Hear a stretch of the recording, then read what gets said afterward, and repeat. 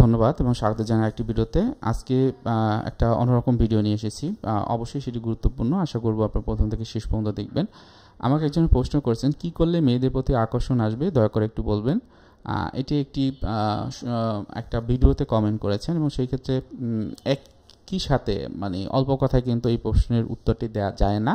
কেননা সে যে বলছে যে কিভাবে একজন মেয়ের প্রতি আকর্ষণ তৈরি হবে, তাহলে কি করতে হবে, যে তার এই যে আকর্ষণ হওয়া এটা স্বাভাবিক না, এটা তো সৃষ্টিকর্তা দেয়া একটা মানে একটা একটা আমরা কি যে মানে আমরা এই মানুষ হিসেবে আমরা যে জন্মগ্রহণ করেছি সেটা তো আমাদের সৃষ্টিকর্তা অনেকটা এখানে তার তার একটা কন্ট্রিবিউশন আছে। তো সেই ক্ষেত্রে আপনার যে এই যে সমস্যাটি হচ্ছে যে আপনি অন্যের প্রতি আকর্ষণ ফিল করেন না এবং সেক্ষেত্রে আপনি কী করতে পারে সেটা জানতে চাচ্ছেন, এটা কবে থেকে হচ্ছে।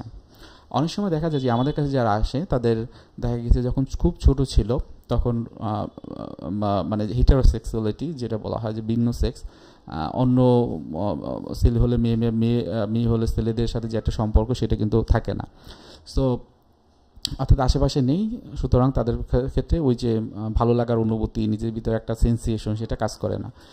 যার ক্ষেত্রে কী হয়, আস্তে আস্তে সে বড় হচ্ছে, সে ছেলে কিন্তু তার মেয়ের কোনো সংস্পর্শ নেই, এটা বৃদ্ধি পেতে থাকে এবং তখন কি হয় যে মেয়েদের প্রতি আকর্ষণ ফিল করে না। এটা হলো প্রথম একটা কারণ।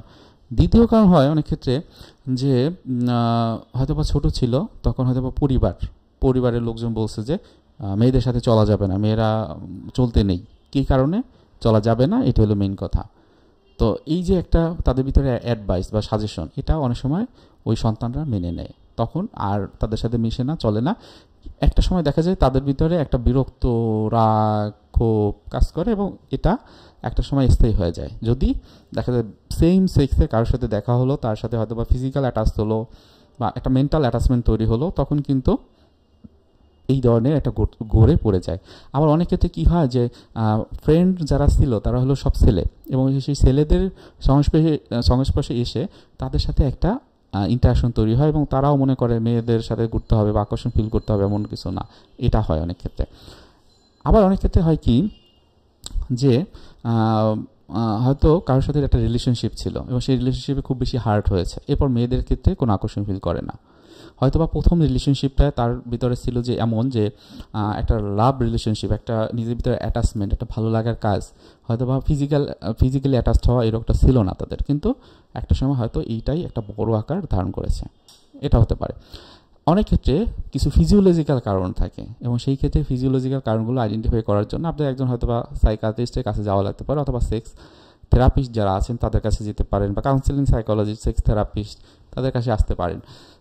তো এই ক্ষেত্রে কী হয়, আইডেন্টিফাই করা, পরবর্তীতে কী কী বিষয় করা সেটা ইম্পর্টেন্টলি ধরতে পারেন।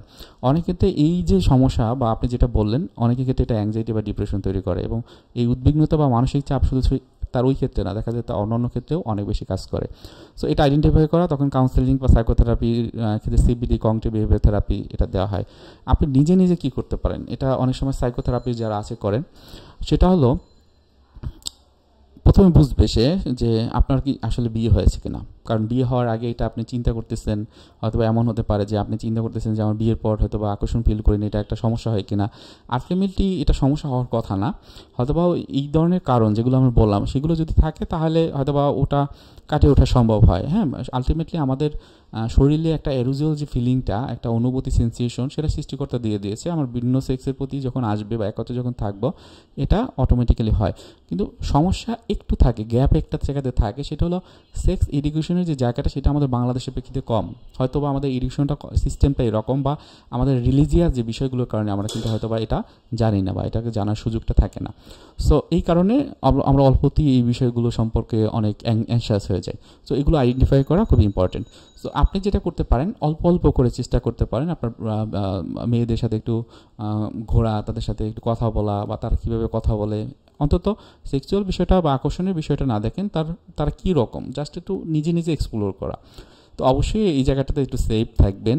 আমি বলেছি দেখে একদম আপনারা মানে কিছু নীতিগত দিকগুলো বা হচ্ছে যে সমাজের স্ট্যান্ডার্ড যে রুলগুলো সেগুলো ফলো করবেন না, এটা না। অবশ্যই আর কিছু জিনিস আপনি বাসাতে করতে পারেন, অনেকে এটা করে। সেটা হলো বিভিন্ন রকমের ভিউ কার্ড রাখে, সেখানে মেয়েদের কিছু ছবি রাখে বিভিন্ন রকমের, বিভিন্ন অঙ্গের, সেগুলো দেখে, যেগুলো এখন হয়তো ফোনের মাধ্যমে সম্ভব হয় খুব সহজেই। আগে যেটা আমরা যেটা করতাম, ছোট ছোট কার্ড থাকতো, সেগুলো পকেটে রাখতো, ওইগুলো মাঝে মাঝে দেখতো যে তার ভিতরে একটা অ্যারোজাল ফিলিং হয়। এটা অনেক জায়গাতে এখনও করে। আলটিমেটলি আমি এটা ওইরকম প্র্যাকটিস করিনি, আমি শুনেছি অনেকে করে। তো এটা কাজ করে। বা হচ্ছে যে বিভিন্ন রকমের গল্প আছে, সেগুলো করা যেতে পারে হাজব্যান্ড ওয়াইফের ভিতরে বা কাপলদের ভিতরে। কিন্তু আমি এই ভিডিওটা কিন্তু অবশ্যই যারা হলো বিবাহিত না তাদের উদ্দেশ্যে আমি বলছি না। যারা বিবাহিত তাদের ক্ষেত্রে এটা খুবই ভালো কাজ করবে, কারণ এটা করলে দেখা যাবে, এটা ধরুন এক্সপেরিমেন্ট করলে আপনি তখন অ্যারোজাল ফিল করলেন, তখন কোথায় যাবেন? তখন কি হবে? তখন তো আমাকে খুঁজে বের করবেন যে হ্যাঁ সে সেটা বলছে, তাকে বের করো। সো এটার ভিতরে নেই। সো এই ধরনের কিছু বিষয় আপনি যদি একটু চেষ্টা করেন, দেখবেন এই জায়গাগুলোতে আপনি অনেক কিছু ফিল করতে পারবেন, আবেগের জায়গাটি। এবং একটু বলবো যে নিজের মনটাকে একটু যত্ন নেওয়া। আপনার ভিতরে এখন আকর্ষণ ফিল করে না, কারণ আপনার হয়তো এক্সপিরিয়েন্সটা নেই, বা অনেক ক্ষেত্রে এক্সপিরিয়েন্স থাকতেও পারে, অনেকের নেগেটিভ এক্সপিরিয়েন্স থাকে। অতীতে হয়তো বা সেক্সুয়ালি অ্যারোজালের ক্ষেত্রে কারো দ্বারা সে অ্যাবুসিভ যে বিষয়গুলো তার ভিতরে হয়েছিল, বা অনেক মানসিক অ্যাংজাইটির ভিতরে গিয়েছিল। তো ওই ধরনের বিষয়গুলো কারোর ভিতর হলে ওই জন্য চিকিৎসা দরকার হয়, যেটাকে কাউন্সেলিং বা সাইকোথেরাপি বলা হয়। তো ভয় পাওয়ার কিছু নেই, অবশ্যই এরা আছে, সবসময় থাকবে আপনাদের সাথে, আমরা আছি আর কি। সো ভয় পাবেন না, আর নিজের যত্ন নেবেন, একটু মেডিটেশন, শ্বাস প্রশ্বাসের ব্যায়াম, ভালো যেটা লাগে করলেন, আর এগুলো অল্প অল্প করে একটু এক্সপ্লোর করলেন, ভালো হয়ে যাবেন আশা করি। ধন্যবাদ।